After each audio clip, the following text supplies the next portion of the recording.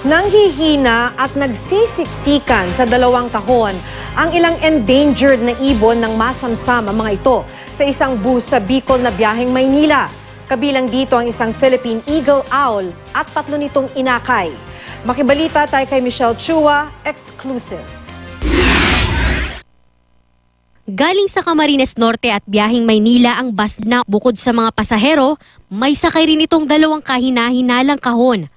Nang inspeksyonin ng mga ito ng mga tauhan ng Traffic Management Group sa isang checkpoint sa bayan ng Santa Elena. Nadiskubre na ilang rare species ng ibon ang laman ng mga kahon. Isang Philippine Eagle, isang Philippine Eagle Owl, Philippine Hawk Eagle at 2 Rufous Hornbill. Sa tulong ng isang kaibigan natin na taga-media, nag-coordinate sa akin. Tapos nung pag-apprehend ko rin sa bus, doon ko nakita yung mga endangered species. Ayon sa Department of Environment and Natural Resources, endangered na umalapit ng maubos ang mga nabanggit na klase ng ibon.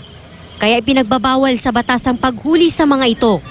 Ayon sa konduktor ng bus, pinick up nila sa Labo Camarines Norte ang mga kahon. Pero hindi raw niya alam na mga ibon ang laman ng mga ito. Alam po ba natin po na ito yung mga endangered na species at bawal sa batas yung pagsakay ng gantong ibon? Hindi po siya. Hindi po ninyo. Kailan nyo lang po nalaman? Ngayon po sa inyo. Pero pag-amin ng konduktor, dati na silang nagbabiyahe ng mga ibon.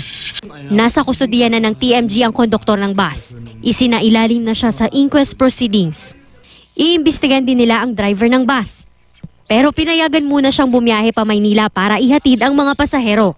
Temporary ngayon, ipapahold natin sa pinakamalapit na tao dito, PNP headquarters. Saka natin mapapailan ng kaso yung possessor ng nitong mga ibon na to.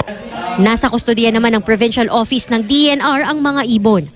Mahina pa raw ang mga ito kaya dadalhin ang mga ito sa isang rescue center sa Legazpi, Albay. Michelle Chua, Nagbabalita, Pilipinas.